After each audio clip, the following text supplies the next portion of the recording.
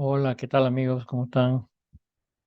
En esta oportunidad quería conversar con ustedes un tema un poquito diferente a lo que hemos tratado durante el año.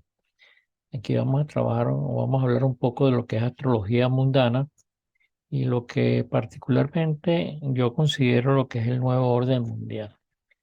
Evidentemente lo que vamos a tocar aquí puede ser que haya algunas diferencias con algunas personas, algunas diferencias con algunos otros astrólogos, pero es simplemente una forma de ver la astrología aplicada a lo que es la astrología mundial del siglo XXI.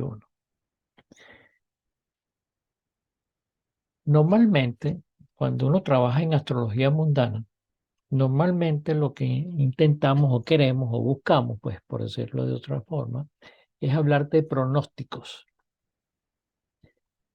de qué es lo que pasará, por ejemplo, qué es lo que pasará en el 2023 o en el 2024 para los diferentes países, etcétera. Pero antes de poder hablar de pronósticos, tenemos que saber un poco en dónde estamos parados,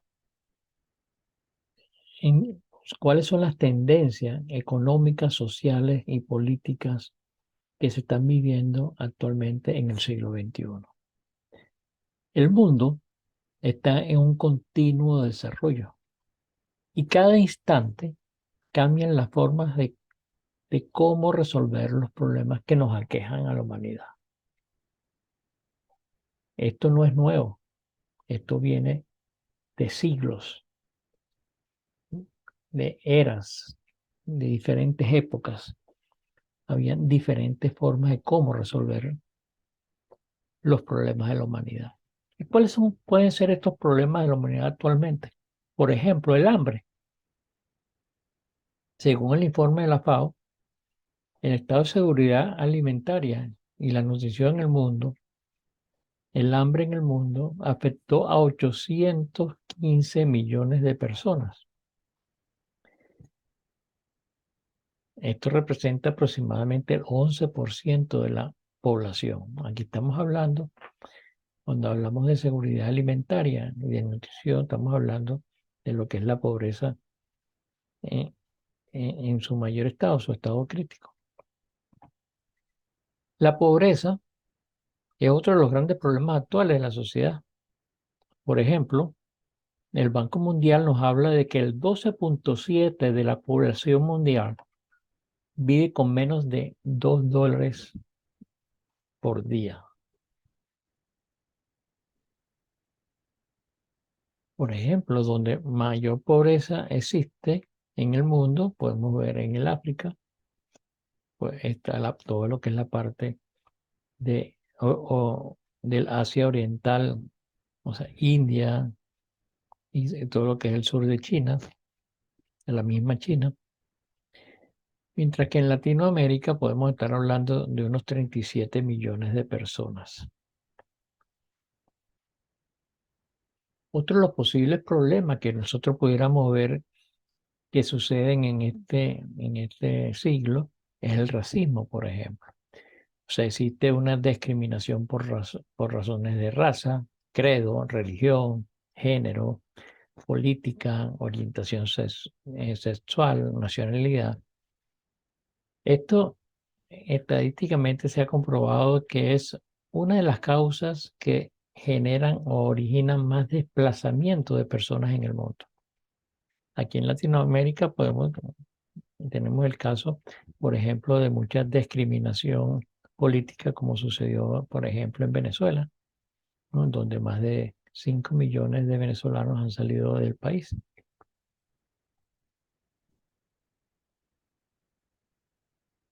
En América existen muchas otras discriminaciones, como discriminaciones, por ejemplo, a los pobres, discriminaciones indígenas, de negros, homosexuales, y a veces uno se imagina que hay países o su país es donde más ocurre, pero que no necesariamente es así. O sea, por ejemplo, nosotros encontramos a un Brasil, por ejemplo, donde La discriminación por negro o afrodescendientes es bastante elevada. O en Paraguay, por ejemplo, la parte de la pobreza. ¿No? Y así, pues, este cuadro nos puede reflejar cómo se distribuye la discriminación en América Latina. Otro de los puntos que pudiéramos hablar que aquejan al mundo o a la humanidad es la violencia de género. La violencia de género supone que uno de los problemas más graves en que se pone en peligro la vida de las mujeres y de las niñas, su integridad física, emocional, su desarrollo como personas. Otro de los puntos que pudiesen ser importantes o problemas importantes en la historia de la humanidad en este siglo XXI es, por ejemplo, la emergencia climática.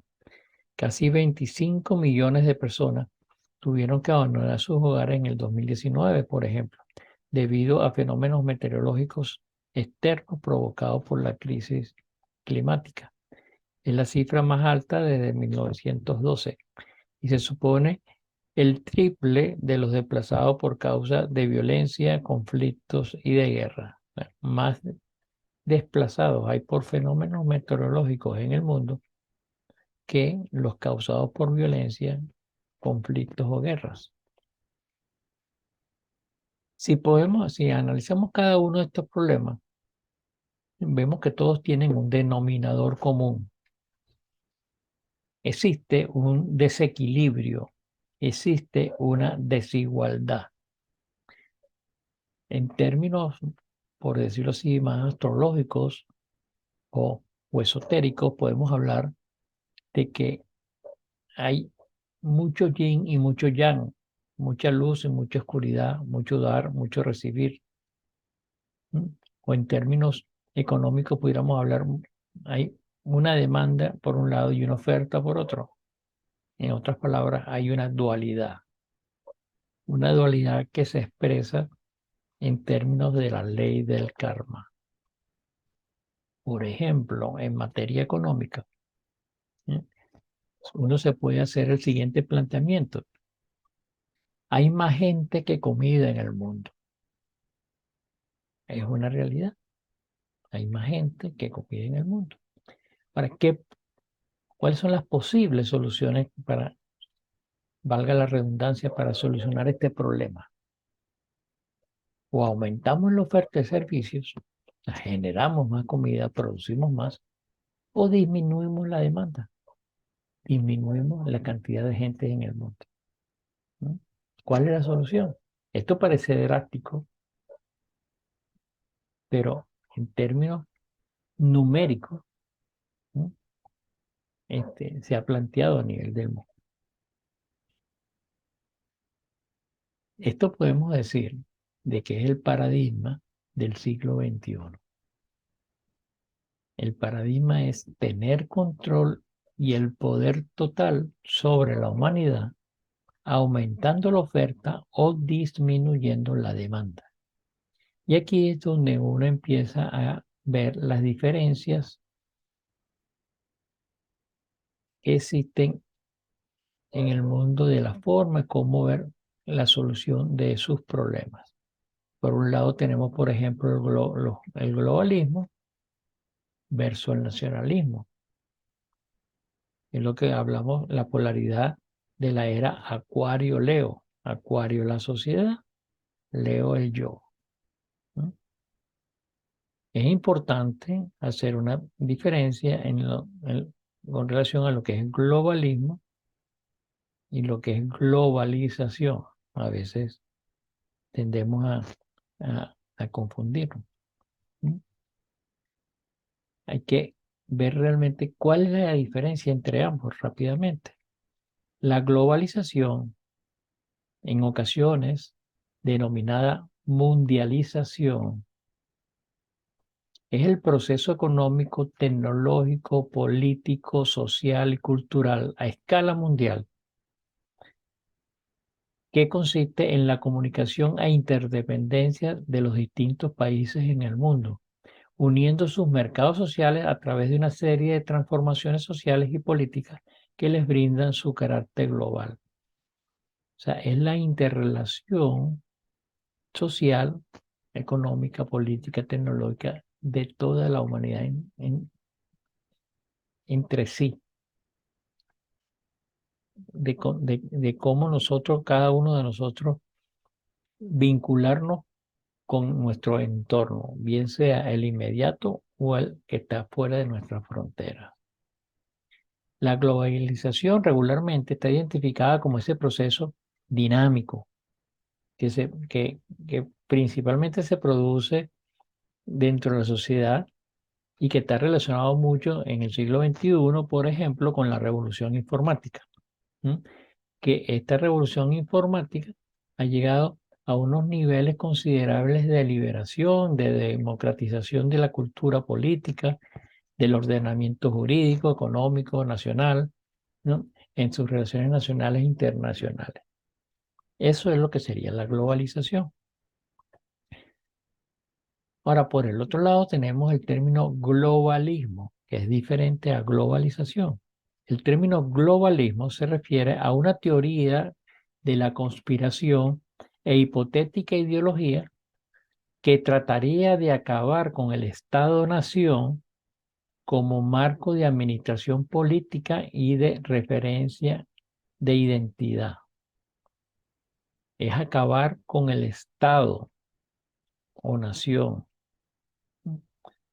Se usa notablemente en ciertos círculos nacionalistas para describir la marcha hacia la creación de un gobierno mundial bajo el doble efecto de la globalización económica y cultural. O sea, en otras palabras, es una teoría que busca acabar con la independencia de los países y hacer un gobierno mundial. Por ejemplo, ¿no?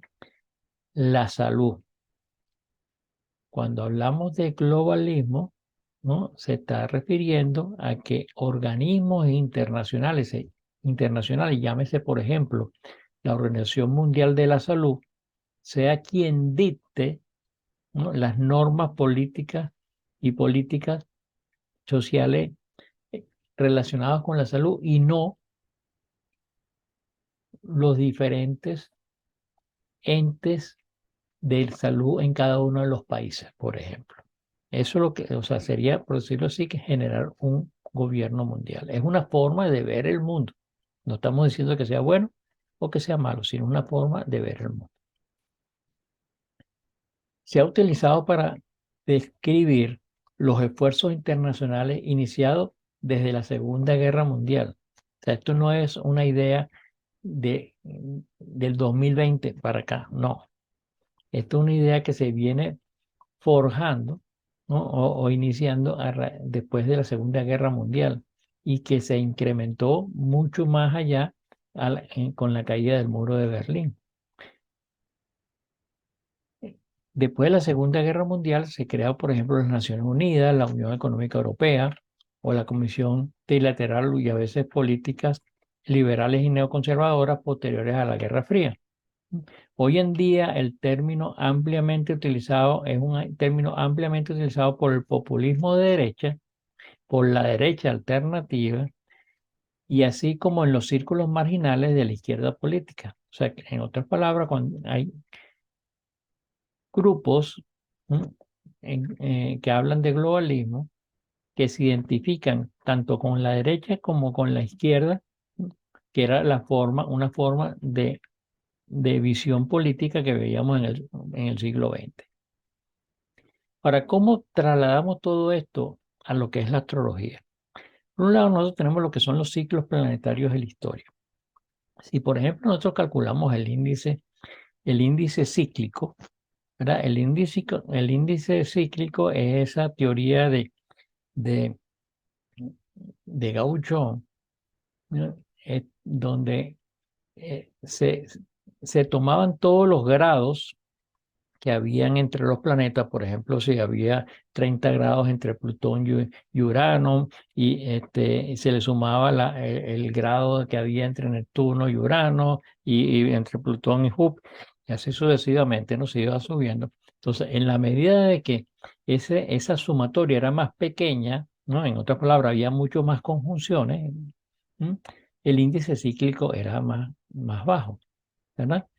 Entonces, si nosotros, por ejemplo, analizamos esa curva de análisis cíclico, vemos que los puntos más bajos, ¿no?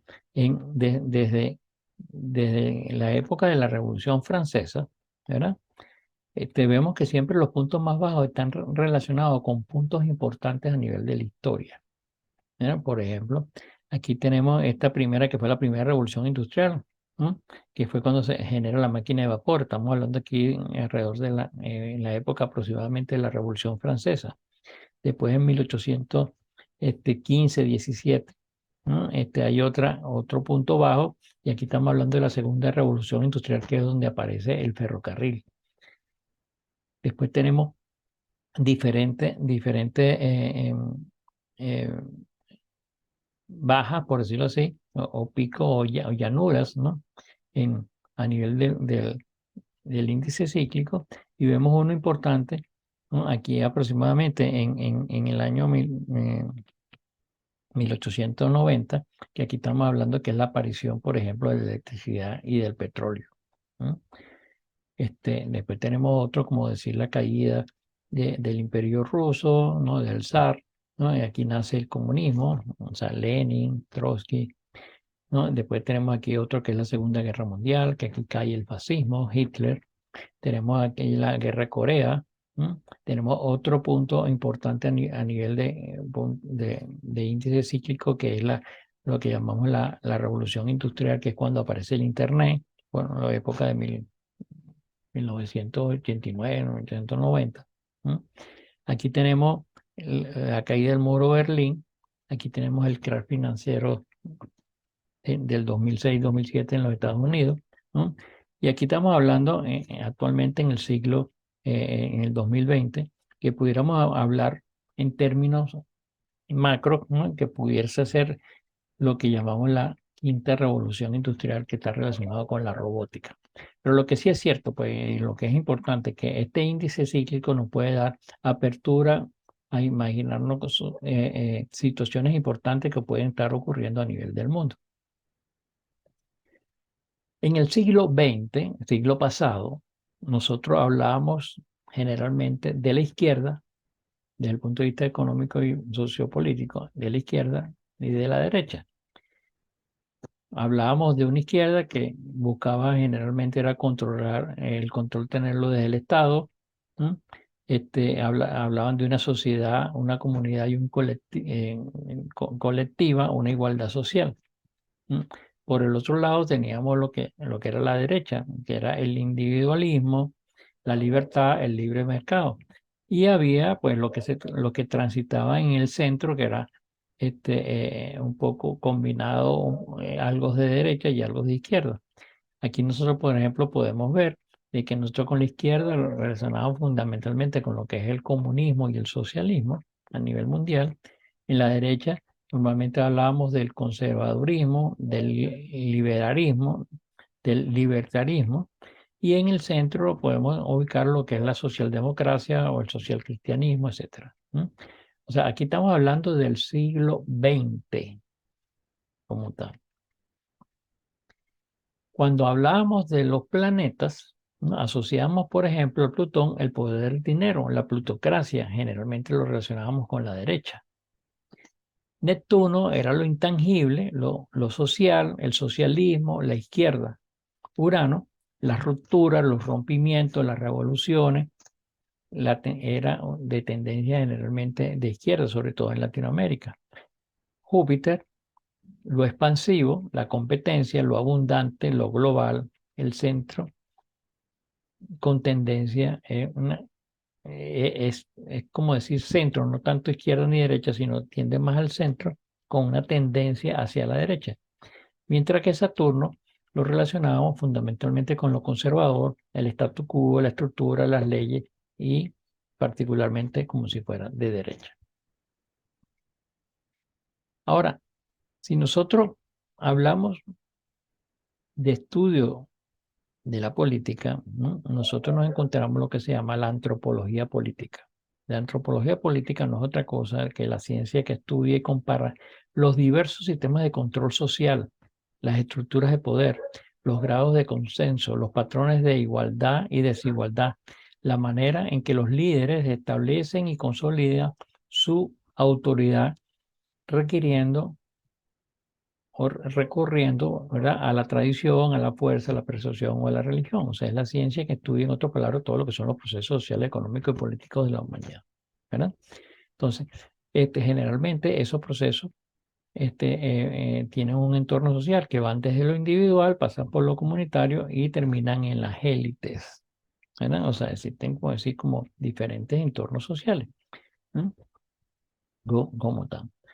Ahora, cada uno de estos entornos sociales necesita fuentes de financiamiento y a nivel del mundo tenemos diferentes fuentes de financiamiento. O sea, cada uno de estos grupos o estas élites que quieren tener el control mundial requieren de fuentes de financiamiento. Ahora, ¿cuáles son esas posibles fuentes o cuáles son esos posibles entes de control y poder que requieren financiamiento? Están, por ejemplo, los gigantes tecnológicos, llámese Amazon, Google, Facebook, Microsoft, etcétera. Aquí podemos incluir también a todo lo que son los servicios de telecomunicación, por ejemplo, las cadenas mundiales de televisión, la BBC, la Fox, etcétera. Después tenemos otra fuente de financiamiento que son todo lo que son los centros financieros, por ejemplo, Wall Street, BlackRock, todas las bolsas de valores a nivel del mundo, los que manejan los Bitcoin, las monedas virtuales, etc. Otro grupo importante de fuentes de financiamiento son lo que llamamos las multinacionales, ¿no? Tal vez estos son un poquito más tradicionales, pero son las empresas multinacionales, por ejemplo, como la Coca-Cola, como la Procter & Gamble, como las petroleras, la Shell, la Creole, la Rito Petroleum, etcétera, que son empresas multinacionales, ¿no?, que generan riqueza. También tenemos la riqueza que vienen de los productos y de los recursos naturales, como por ejemplo el petróleo, en el caso, por ejemplo, de los árabes. También tenemos otra fuente de financiamiento, que es el financiamiento que ha tomado mucho auge en este siglo XXI, que es el financiamiento ilícito, llámese financiamiento vía corrupción, vía narcotráfico, etcétera. Y existen las riquezas comunales o personales, o sea, personas que pueden tener suficiente fondos como para poder manejar altos fondos de dinero. Ahora bien, en el siglo XX pues había como una especie de pirámide, pero que cada vez han ido variando pues esa fuente de financiamiento. Por ejemplo, cada vez más los grandes tecnológicos empiezan a tener más control y más dinero y fuentes de financiamiento. Los centros financieros se han mantenido más o menos con el mismo poder y la fuerza a nivel del mundo, al igual que las empresas multinacionales.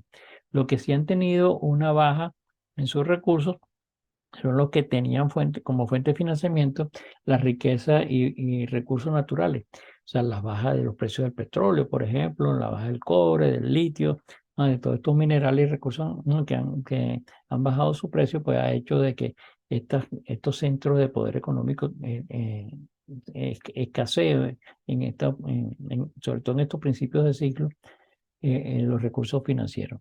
Uno que sí también ha subido importante su fondo de financiamiento son los que llamamos financiamiento ilícito. Por ejemplo, son todos los financiamientos fundamentalmente a través del narcotráfico, que lo podemos ver mucho, sobre todo en Latinoamérica, donde ha incrementado mucho estas fuentes de financiamiento.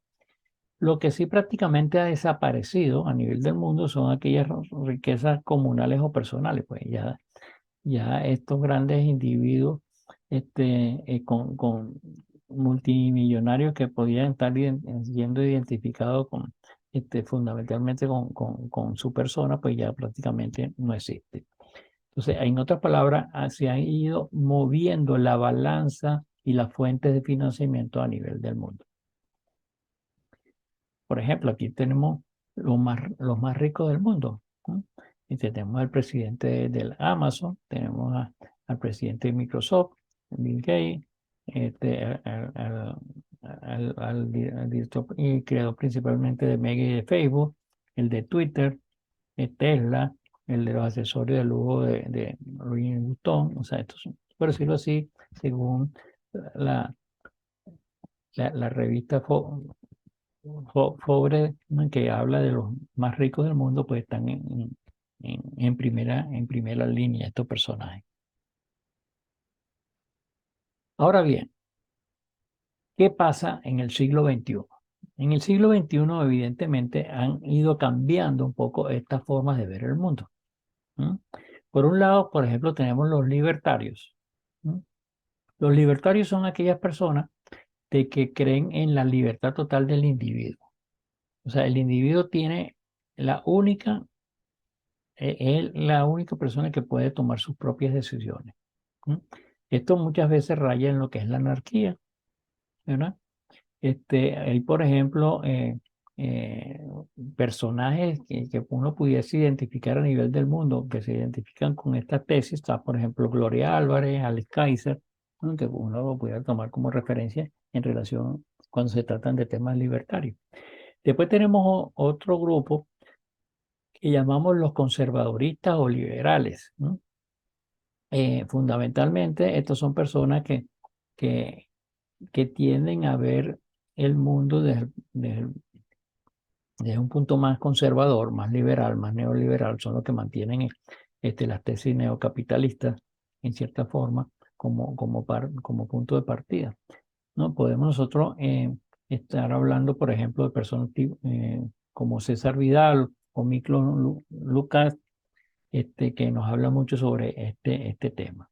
Si nosotros vemos esta gráfica, se mueve un poco de lo individual y libre mercado hacia lo colectivo y el control del Estado o ente global. Después tenemos al grupo de nacionalistas o patriotas, ¿verdad?, que son aquellas personas que buscan o piensan que es importante es su territorio, su tierra, su nación. O sea, todavía no hablan de globalismo, sino más bien hablan de nacionalismo o conservadurismo, pues, ¿no? O patriotismo, quise decir. Aquí, por ejemplo, nosotros podemos hablar de Donald Trump, de Vladimir Putin, de Xi Jinping, o el equipo, o la gente, por ejemplo, de Vox en España, o Bolsonaro en Brasil, o Inglaterra, o en Alemania. Fíjense que aquí es una forma diferente de cómo ver el mundo. Aquí uno diría, bueno, pero en el siglo XX, ¿verdad? O sea, si íbamos a separar, Donald Trump era algo de derecha, Putin era más de izquierda, el chino Jinping también, o sea, pero si nos ponemos a ver a nivel del siglo XXI, el análisis de esta persona, de cómo ven ellos el mundo, son muy similar. O sea, en el sentido de que primero es mi nación. O sea, para Donald Trump, primero y más importante es Estados Unidos, ¿no? Para Putin, lo primero y más importante es Rusia. Para Xi Jinping, lo primero y más importante es China, ¿no? Y lo que está fuera de su frontera es secundario, ¿no? Son generadores de materias primas, pero su misión principal es desarrollar su propia nación como tal, ¿no? Y por eso que se llama nacionalistas o patriotas. Después tenemos lo que llamamos los progresistas. Los progresistas fundamentalmente son los que toman como bandera lo que llamamos el Foro de Sao Paulo, ¿no? Son personas que buscan una especie de socialismo compartido. Por ejemplo, aquí podemos encontrar en España, por ejemplo, el PSOE, Podemos, el PP, el Partido Ciudadano. Casi todos son partidos que buscan lo que se llama el progresismo. Por ejemplo, en el caso de Venezuela, podemos hablar de Primera Justicia, Acción Democrática, de Voluntad Popular, del Partido Socialista Único de Venezuela. Todo en términos generales son progresistas, pues, ¿no? Aquí también podemos encontrar, por ejemplo, a Petro en Colombia. Podemos encontrar el presidente de México, el presidente de Chile. O sea, todo el mismo Lula Silva tienden a esta línea progresista. Después tenemos otra línea que nos habla del capitalismo inclusivo. Ya aquí estos, fíjense que cuando hablamos nosotros de progresista, y disculpen que me vuelva un poquito hacia atrás, cuando hablamos un poquito de progresista, y aquí empieza a haber un poco más de globalismo. O sea, en otras palabras, por ejemplo, una de las tesis del chavismo, por ejemplo, era unir todos los países de Latinoamérica como una unión para enfrentarse a las grandes potencias, por ejemplo, ¿no? Entonces sale lo que es el ALBA, etcétera, ¿no? Ya después tenemos el capitalismo inclusivo, que sigue, ya sigue siendo más globalista, por decirlo así. Y aquí, pero aquí ya habla más a nivel del mundo, a nivel macro. Pues aquí uno de los principales cabezas de capitalismo inclusivo es, por ejemplo, el Vaticano a través del Papa Francisco. Está también el grupo Rockefeller, están las bolsas de valores, la Johnson, la DuPont, la Coca-Cola, los grandes empresarios. Y por último, tenemos los globalistas. Los globalistas son los que quieren un mundo global, un mundo único, controlado por un solo ente a nivel global. Aquí podemos encontrar personas tipo, por ejemplo, George Ford, Bill Gates, Joe Biden, Clinton, Obama, los demócratas de los Estados Unidos, la Unión Económica Europea, Amazon, Google, Facebook, a la ABC, la cadena Fox, BlackRock, etcétera, ¿no? Uno dice, bueno, pero ¿cómo que eso es global?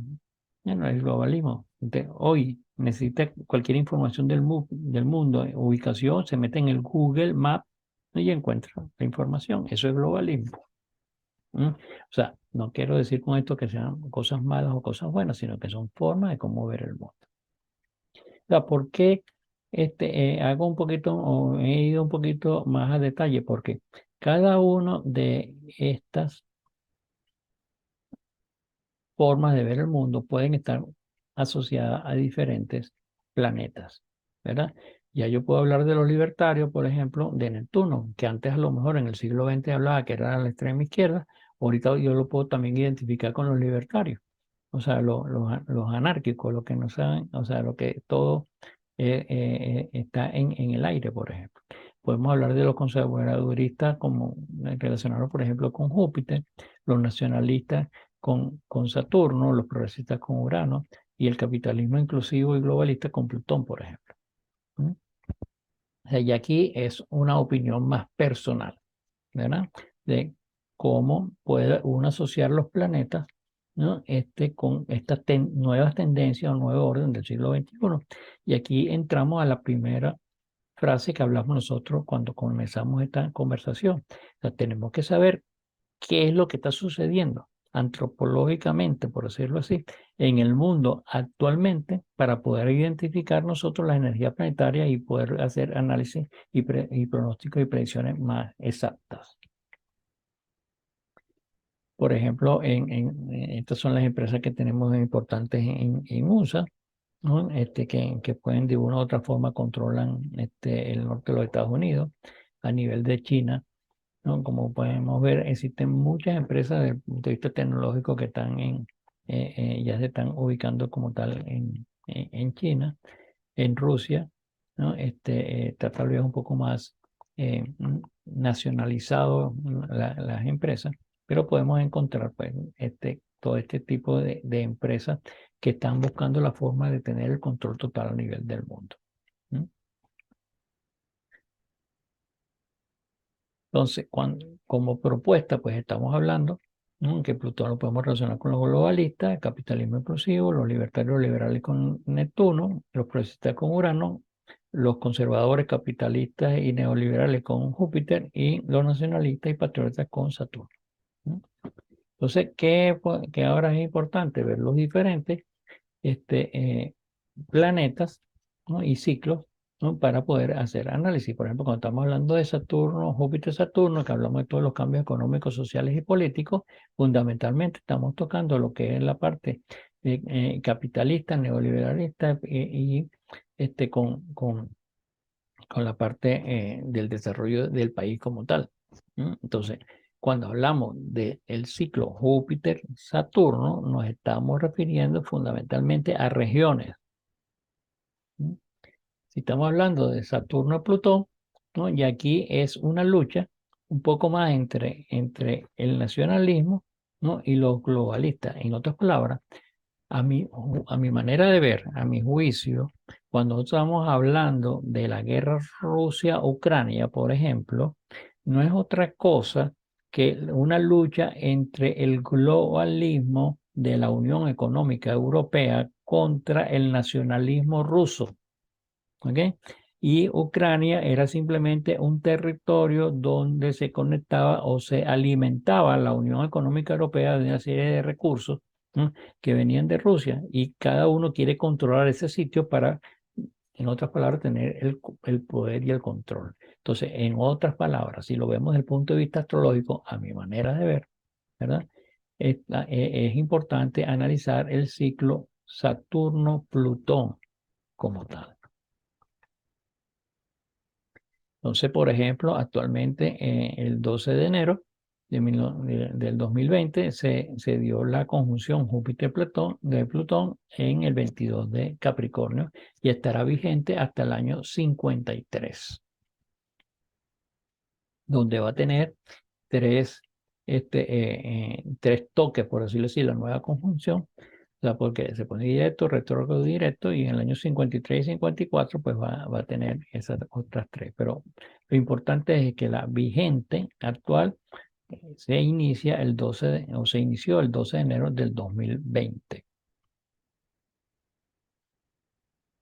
Y ese, como forma curiosa, ¿verdad? Esta época, enero del 2020, fue el inicio de la pandemia. ¿Mm? La pandemia se origina la pandemia se origina en China, estamos hablando de un país nacionalista, ¿verdad?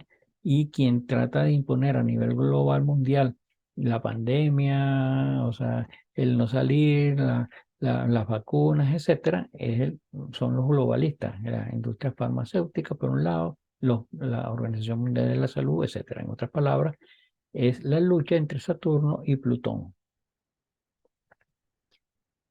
Después tenemos, por ejemplo, el ciclo Júpiter-Plutón, ¿no? Que son los capitales del neoliberalismo con la gente de poder, ¿no?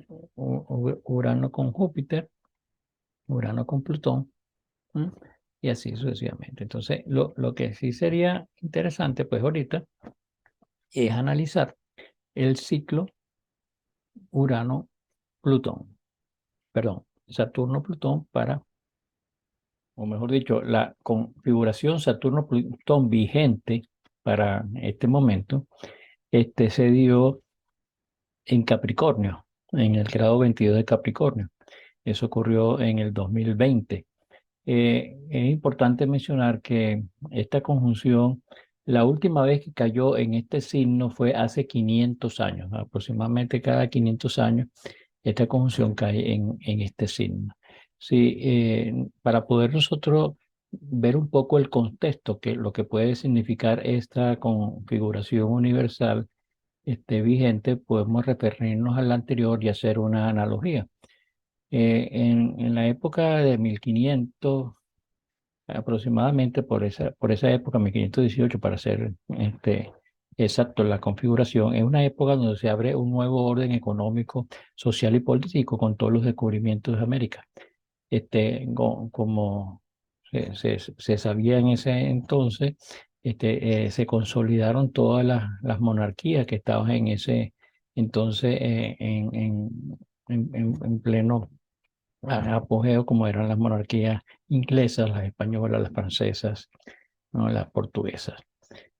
Es la época donde empiezan todos los descubrimientos de América y por ende empiezan a existir todo ese flujo económico proveniente de las colonias y abren un nuevo orden económico, social y político del mundo. Ahora, en este siglo XXI, o sea, 500 años después, ¿verdad? Uno pudiera preguntarse, bueno, cuáles son esos reinados, por decirlo de alguna forma, más fortalecidos. Hoy por hoy, pues no existen potencias de un dominio total en el mundo. O sea, lo que en el siglo XX pudieron mencionarse en determinado momento como los Estados Unidos, Rusia, China o la India o Alemania o la Unión Económica Europea, pues ninguna de ellas puede decirse en este momento que tiene una supremacía sobre otra en particular. Todas están de una u otra forma diezmadas por todos los esfuerzos y conflictos que han tenido internos y externos a cada uno de ellos. Tal vez los nuevos emergentes no son naciones en esta oportunidad, sino grupos de poder. Por ejemplo, como pueden ser los grandes tecnológicos. El Internet, las redes sociales, los medios de comunicación se han constituido en el mundo como un poder mundial de extremada influencia. O sea, prácticamente controlan todo el mundo a través de sus informaciones como tal. Ahora, si analizamos astrológicamente un poco más a profundidad esta configuración, vemos algo en cierta forma raro, diría yo, ¿no? Aunque tiene su sentido. Por un lado vemos a Saturno, que es el planeta de la estructura, de la disciplina, del orden, también de los límites, de las restricciones. Resulta que está domiciliado en Capricornio. En otras palabras, tiene un buen estado cósmico este planeta. O sea, que ejerce su lado de luz, por decirlo de alguna forma, ¿no? O su energía positiva, ¿no? De alguna forma al estar en domicilio. Mientras que Plutón está dispositado por este. En otras palabras, sigue, ¿no? Por decirlo así, los poderes plutonianos siguen las órdenes de las huestes conservadores o saturninas. Si bien Plutón pudiera asociarse con la globalización, como vimos en las láminas anteriores, el componente saturnino le aporta el concepto de total control, tener todas las cosas bajo control, ¿no? Sobre el planeta. Saturno también, si podemos observar más a detalle, es el mayor dispositor de la carta. Usted dispone directamente del Sol, Mercurio, Júpiter, Venus y Plutón, y indirectamente está disponiendo de la Luna, de Marte, de Neptuno y de Urano. O sea que en otras palabras, Saturno se constituye como el principal planeta de esta configuración universal.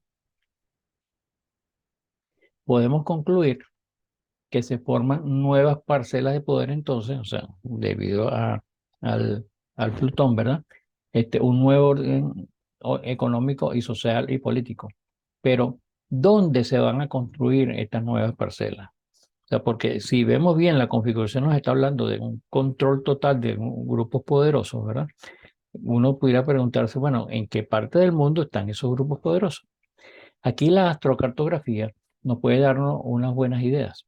Por ejemplo, las áreas de mayor relevancia que están indicadas por la casa 10, o sea, donde esta conjunción caiga en la casa 10, en otras palabras, aquí podemos hablar de que se encuentran gestores públicos, gestores a nivel de cabezas de gobierno que llevan la vanguardia, el control y el poder, ¿no? Sobre la gente que está bajo su tutela. En otras palabras, esas élites que veíamos en la antropología política la conforman, por decirlo de una u otra forma, los gobernantes de turno.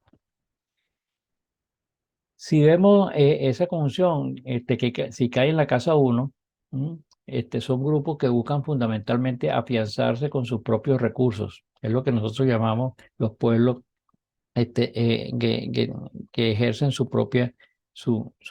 quieren tener su propio control como tal, ¿no? Si esta conjunción cayera en la casa 7, estaríamos hablando de aquellos grupos de poder que buscan aprovecharse del resto, imponiendo sus propias leyes, ¿no? Mientras que si están en la casa 4, estamos hablando de grupos de poder encubiertos. En otras palabras, no dan la cara, sino hay títeres, por decirlo de alguna forma, que están, que dan su cara para ejercer un poder, pero cuando en realidad ellos están detrás de esos títeres. Entonces, si vemos esta conjunción y la aplicamos en el mapa mundo, podemos ver de que la zona de América está relacionada con la casa 4, la zona de Europa Oriental y la Asia Occidental, todo lo que es la zona, por decirlo así, también árabe, ¿no? Está en la casa 1. En la casa 10 está la China fundamentalmente y todos los países del sur de China, o sea, Indonesia, Filipinas, Vietnam, toda esa zona. Toca un poquito tal vez a la India. Y la casa 7 está un poco fuera de orden con esta conjunción porque cae prácticamente en el Océano Pacífico. Vamos a entrar un poquito más en detalle. Si nosotros, por ejemplo, vemos la zona de América, la zona de América está marcada por la casa 4, ¿no? Como veíamos en la lámina anterior. Esto significa, aquí estamos hablando del negocio del narcotráfico, una de las fuentes de financiamiento de los grandes poderosos de América es a través del narcotráfico. Aquí estamos hablando de un globalismo, ¿no? Que está marcado fundamentalmente por el Foro de Sao Paulo, ¿no? O lo que llamábamos antes el Grupo de Puebla, ¿no? O sea, los progresistas, en otras palabras, ¿no? Entonces, esto progresista, o sea que aquí se mezcla un poco Urano en esta parte, y como pueden observarse también en estas gráficas, aquí podemos ver a Urano que está opuesto al ascendente, que significa que son enemigos del pueblo, por decirlo así, o utilizan a los pueblos para poder aumentar su poder personal como tal, ¿no? O sea que también está aquí incluido en este caso Urano, que es el que está relacionado un poco con todos estos grupos progresistas como tal. Entonces, por los próximos años, desde el 2020 hasta el 2053, pudiéramos hablar de que en América Latina, todos los países de América Latina están sumergidos bajo un control de personas que fundamentalmente están ocultos, o sea, no sabemos quién está detrás de todos estos movimientos como tal. O sea, son grupos de poder encubiertos, se creen dioses en sus propias parcelas. En el caso de la Europa Oriental y el Asia Occidental, ¿no? Está esta conjunción en la casa 1. Esto será una zona del mundo que tiene mucha notoriedad, sobre todo por la autodeterminación de sus pueblos. O sea, hoy, por ejemplo, Rusia y Ucrania, ¿no? Mañana será Israel, los países árabes, unos más, unos menos ortodoxos, como Irán, Turquía, Irak, Emiratos Árabes, Egipto, Libia, ¿no? En otras palabras, será una lucha encarnizada por preservar su territorio y sus ideas. Yo diría de que en estos próximos tiempos, ¿no? Estamos hablando de 30 años, ¿verdad? Esta zona del mundo pues será una zona bastante crítica donde los pueblos como tal tratarán de autodeterminarse, por decirlo así, ¿no? O sea, de ejercer su propia autonomía como tal. No es nada de extrañar de que haya diferentes cambios, ¿no? En la política de estos países, ¿no? De hecho, actualmente lo estamos viviendo en Irán, por ejemplo, y lo que habíamos hablado antes de la guerra Ucrania-Rusia. Si vemos, por ejemplo, el sector de China, el sector de China está tocado por la casa 10, o sea, o esta conjunción, Plutón-Saturno se encuentra en la casa 10. Aquí estamos hablando, a mi juicio, o para mi juicio, pues lo que es China y la India, que está un poco tocado aquí es por la casa 11, pues en realidad. Los mayores protagonistas serían los mayores protagonistas mundiales de esta época, ¿no? Para mí se están convirtiendo en el mayor foco globalista del mundo, donde los grandes tecnológicos y las grandes empresas generadoras de bienes y servicios han empezado a mudarse o a tener sus principales sedes en esta zona, ¿no? Ya por ejemplo Microsoft, por poner una, ¿no? Ya tiene su sede prácticamente, una de sus sedes principales en China. La India también se ha convertido en un país de muy alta tecnología, sobre todo generadores de materia prima de tecnología. Mientras que Europa, en forma general, y la Comunidad Económica Europea, no creo que sea, o creo que van a ser los más perjudicados en estos próximos 30 años, ¿no? Porque esta conjunción no cae en ninguna de las casas angulares como tal, ¿no? Entonces pienso que en este caso, pues, no estarán bien, serán los más perjudicados, pues, a mi manera de ver, en los próximos años, ¿no? Estos procesos, evidentemente, son procesos lentos y de larga duración, que maduran con el tiempo. Esto no es algo de que nos acostamos con un proceso y el día siguiente amanecemos con otro proceso. Evidentemente, estos son procesos que llevan tiempo, se van madurando a nivel del tiempo. Y nosotros, ¿cómo podemos determinar, por ejemplo, cuándo se activan estos procesos? Aquí donde nosotros utilizamos las técnicas de hipnosis, las que utilizamos fundamentalmente, por ejemplo, son los atacires. Nosotros tenemos en este caso dos tipos de atacires, los atacires de corto plazo y los atacires de largo plazo. Los atacires de corto plazo es el 33, en otras palabras, esta es una conjunción que dura 33 años y el reloj del 33 nos puede dar una orientación un poco cuando se activan alguna de estas energías planetarias. Y también tenemos una de largo plazo que es la Tacir del 500, o sea, cada 500 años se da esta conjunción en tierra. ¿M? Entonces podríamos utilizar los atacires del 500 para ver a un largo plazo cómo se pueden ir detonando, por decirlo así, todos estos procesos. Veamos, por ejemplo, utilizando el Atacir del 33, ¿m? Que para la zona de China, por ejemplo, ¿m? Ubicando esta configuración para Pekín, vemos que la configuración se encuentra pues, en el medio cielo, como estábamos diciendo, en la casa 10, ¿verdad? Si empezamos a aplicar el reloj, ¿no? De los atacires del 33, podemos observar que, por ejemplo, para junio del 2023, o sea, el año que viene, esa conjunción toca a Venus. ¿Y por qué Venus? Bueno, Venus es importante en esta carta particular para China porque es el regente del ascendente, ¿no? Entonces, generalmente, como sabemos nosotros, cuando un planeta llega al ascendente o el ascendente llega a un planeta o su regente llega al ascendente o es tocado por un planeta, en este caso la configuración Júpiter, perdón, Saturno-Plutón, que es el punto primario de esta conjunción universal, evidentemente prende las alarmas notablemente, pues es un atacir bastante importante. Aquí podemos, si seguimos recorriendo un poco esto, podemos decir que se consolida cuando el ascendente, en el mes de abril del 2029, llega esa configuración al ascendente y tendrá un máximo alcance cuando vaya aproximadamente hacia el año 2050-2053, cuando ya empieza a tocar esa configuración el medio cielo, ¿no? Esto es importante mencionarlo porque si analizamos los puntos cíclicos, vemos de que aproximadamente hacia los años 2055-2060 va a ser un punto importante con el índice cíclico. Es uno de los valles importantes de esa curva. O sea que coincide, pues por decirlo así, con el índice cíclico de Guchon.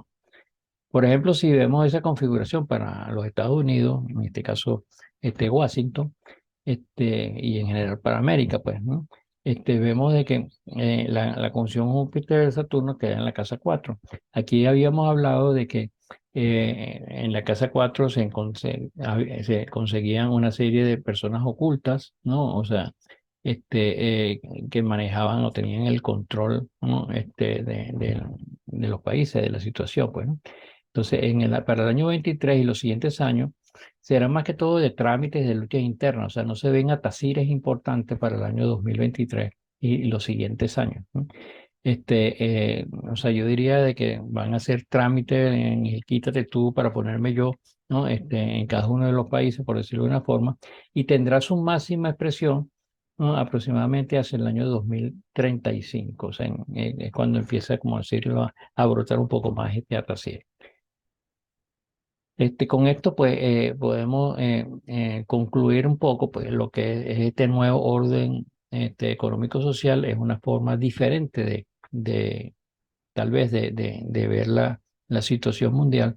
Y espero, pues, que con todas estas palabras y estos planteamientos aquí emanados en este video, pues, le pueda servir de ayuda, de orientación, ¿no? Y de ver una forma diferente de analizar el mundo a través de la astrología. Bueno, les deseo lo mejor para todos ustedes y nos veremos en una próxima oportunidad.